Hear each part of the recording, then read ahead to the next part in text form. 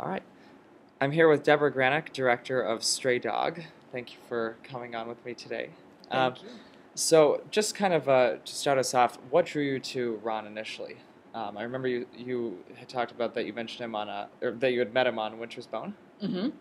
And what drew me to him was meeting him after that fictional film, seeing him in his real life location, his real home. And when he greeted us, we came by to say goodbye, and he was holding the 4 dogs in his arms, and his friends and neighbors were there, and I was aware that his life was embedded in this park that he runs, and that he was very responsible for a lot of well-being of people and animals around him, and that to the right of his home were parked the bikes.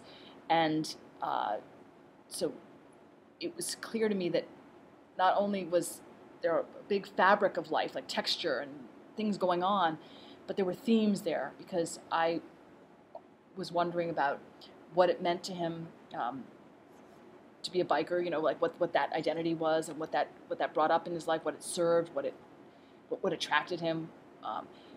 But I was also interested in his experience as a veteran, as someone who had come of age at a very specific time in American history during the Vietnam era, who had been a combat soldier and who was still very much dealing with that strand of his existence, that had left a mark that was going to follow him forever,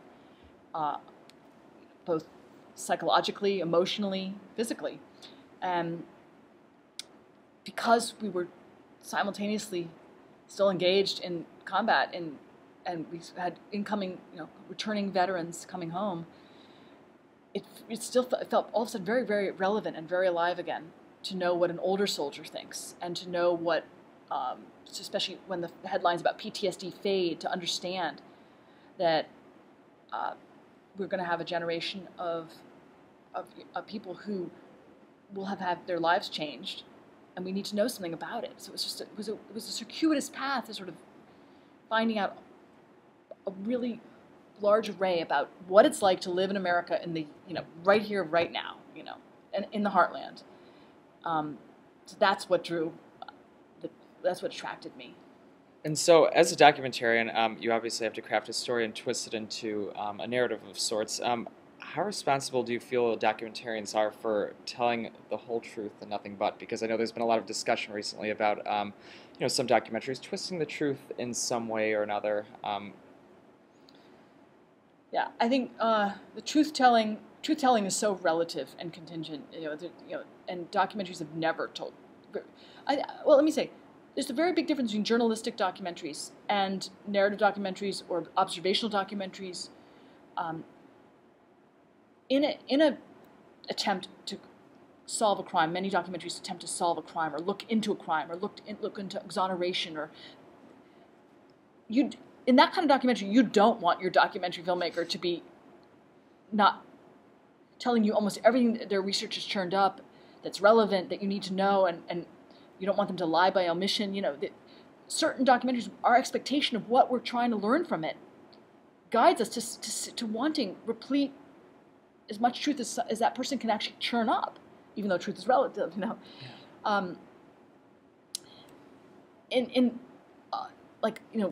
The birthplace of documentary. I mean, that there's been a seminar that has had a talk about this for 100 years. The Flaherty seminar. Robert Flaherty, the person that made a certain kind of documentary, had Nanook, had an Inuit person perform many of the customs and rituals, even if some of them had already gone out of fashion, because Robert Flaherty was trying to show his awe and wonderment about a different existence. I mean, there may have been many, many, many, many other reasons. He may have also wanted to shock and wow and whatever. But the fact is, the minute Frederick Wiseman, who practices a very arduous kind of observational documentary, would tell you, any documentary would tell you, the minute you are there, the minute a camera is there, something is changing. Some kind of truth is moving to, molecules of truth are making space for that camera. Things are rearranging. Things might happen that are special because they're there. Things may not happen because you're there.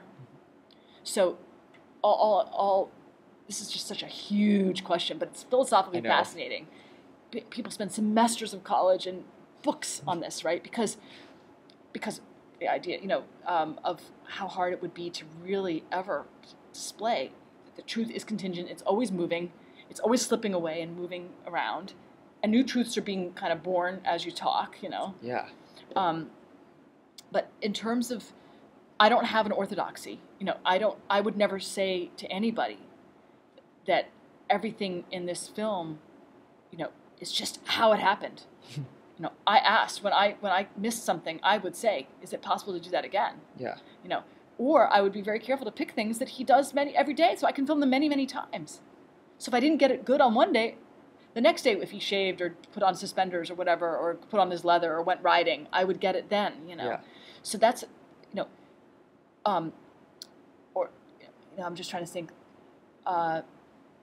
Truth telling,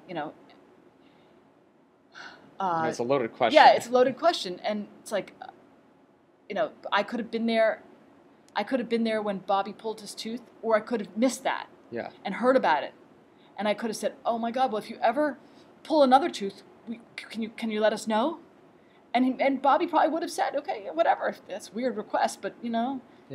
I've got 4 more to go, and so is that truth telling? Bobby really is someone for whom it becomes imperative to sort of take care of himself when he doesn't have money to have someone else perform that service for him. Yeah. That is a truth of Bobby's life, I think.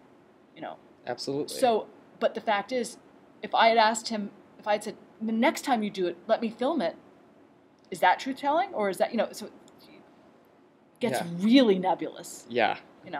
So that leads me to another question. Do you think your presence in this community had an impact? And if so, what was the impact? I think one impact may have been that people discovered that there was a mutual desire for a dialogue. Yeah. I think at first it's like, harumph, like not Ron, but maybe some of his friends would be like, "What's she doing here?" And or even just like, "Oh no, East Coast people with cameras, you've got to be kidding. Get them the heck out of here," Yeah. And over time, I think it becomes the impact or the influence of a presence is that, wow, I kept showing up, and so therefore, I guess it kind of feels like, oh, this woman might really actually be genuinely interested in what I'm thinking and some thoughts I have and what I'm doing and experiences I've had that have been important in my life. So it's the impact is sometimes a mutual desire to keep the conversation going. Yeah. And have you kept the conversation going with them? Now that it's been well after you finished the film. Yeah, I would say so. Yes. Yes. Ron is involved in some new interesting things, and I ask him to photograph it a lot and send me, kind of blog me or something, or keep me updated about some new endeavors that he's involved with. And I hear a great deal, and I hear from the boys about every sort of step they take along they're trying to get themselves educated and GED and this kind of class, and then on to college, and so I do hear. Wow. And so you mentioned in an interview that you had trouble deciding when to start and stop this film. How did you decide when to stop? What was it when maybe you were editing one day and you're like, you know what, this is it, I'm done. Did it happen like that? How did that happen? Yeah, no, it didn't happen like that. Actually, we went down to film like a kind of almost like an epilogue, like 3 months later, and then even farther into like the boys finding their way into like their first gig, their first bus job, and we followed some other characters quite in depth, people who live in the park, and we didn't know when to stop. But then when we strung out the footage, we knew we had a lot. We said, you know what, there are a couple points here where the film can just end indicating that life goes on. There's never, because there wasn't going to be a crowning blow. I mean, God forbid, you don't want it. You don't want someone to not be there. You don't want someone, something devastating to happen, or And there was what's triumphant that's going to happen. And, I could do a 10-year epilogue or 5-year and show the boys graduating from University of Southern Missouri. Yeah. But other than that, it was kind of, and we had to pick a perverse ending, really, the B. Yeah. Just to really put it on a small note that life is going to go on. Yeah. And that Ron, we did not know from that bee shot that Ron was actually going to start to get interested in bees. And you know that's the beauty of documentaries. You can never predict what's going to happen. Yeah, yeah. It's unbelievable. So, how did your narrative films inform your approach to documentary filmmaking? I think,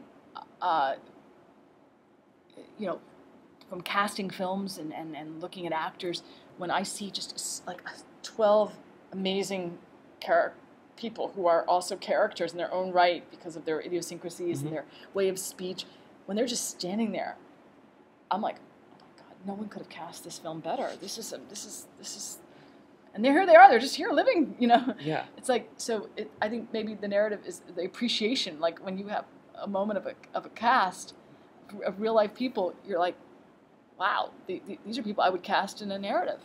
Yeah. Because there's something about them is so strong, so appealing, so lyrical, funny. They say funny things. They express themselves. They're soulful. Whatever it is, whatever quality that person's exuding, you know, I'd be like, hell yeah, I'd love to make a film with you. You know. Yeah.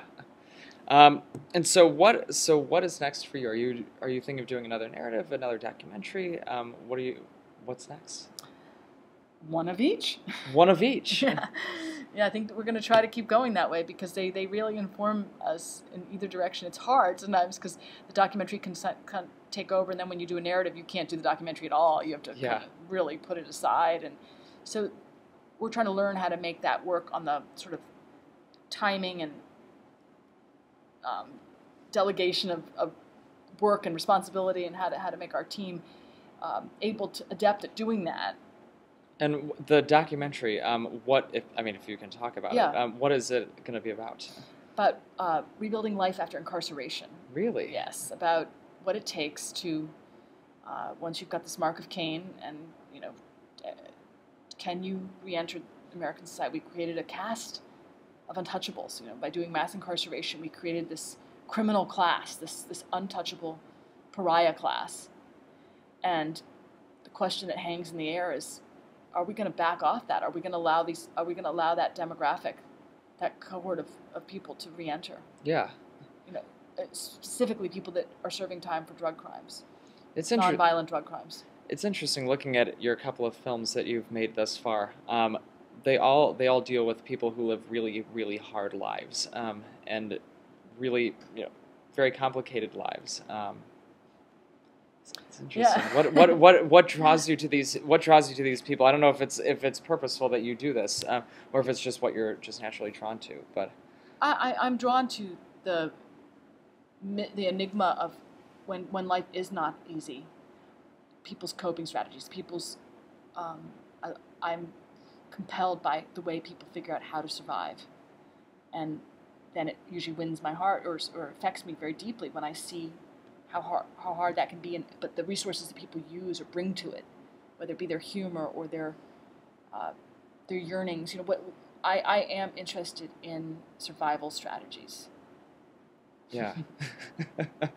And so the narrative film that you were talking about, I saw. I mean, correct me if I'm wrong. I saw that you were thinking of doing a book adaptation. Yeah, we actually they sometimes things come in like flurries, but yes, I am, and that's sometimes to contain, like to have a story that's already kind of set out, you know. Yeah. And that I don't get so distracted by like every single person that walks or drives by, and every dog and every animal and every turtle, you know. Yeah. So, but the fact is, there's a dreamy, beautiful quality to working off of someone else's story because they've thought so hard about it. Yeah. And you're there to sort of figure out how to find the visual imagery to bring that, you know, into a 3D, communally viewable format. Yeah. And it's a dream job, really. In a way, it sounds like almost kind of like doing a documentary, and that you have someone's story to start off with, and then kind of launching from there. Yeah, I do believe there's big overlap. I do. When you're telling neo-realist kinds of story, fiction, you know, when it's fiction that is close to, that has very big ties to everyday life or real life circumstances. Yes. Exactly. Yes. But I mean but even when it's high stake things like prison breaks or robberies, I love people who approach that in neo-realist ways. You know, like the Rafifi or the the film about the prison break, the French film. Oh, A Man Escaped? That one, but also Letrou, Letrou, True. You can look it up. It's a very good Okay. one. Very good one about it's a French film about a prison break. Okay. Yeah. I'll add it to the list. Yeah. And so with Stray Dog and with this new documentary that you're making about post-prison life, how do you gain the trust of your subjects? I mean, trust comes out of time spent. Usually, that's the bedrock of it, right? So, people, anybody you're filming also starts to observe you. They see where your weak points are. They see where you get distracted. They learn about what you do and do not know. In short time, the minute you ask a question of someone, they realize if you're asking that question, you surely don't know. So they learn. So trust goes. Trust has a facet where someone feels that they can share something that you don't know, that I don't know, with me. And there's a certain pleasure, right, in explaining or conveying some experience that you've had that another person doesn't know about, and doing a good job with it. So that's part of the foundation of trust. And then there's some vows you take or some oaths you take as a filmmaker, which is that only you can know how much you're sticking to this, but that you're trying to get close to someone, but you're not trying. It's not in service of trying to hurt them. You're not trying to find some dirt on them. You're not trying to expose them. You're not trying to throw them under the bus after they've given you some trust. So the person has to the subject has to make an assessment. How they take a huge gamble. Yeah. About whether I will keep to that, but then the burden is on me to do that, Yeah. And what do you think it is about your subjects that allows them to trust you with their life stories and accurately depicting them on screen? What is it about me or about them? No, about you. About me. What do you think it is about yourself? Okay.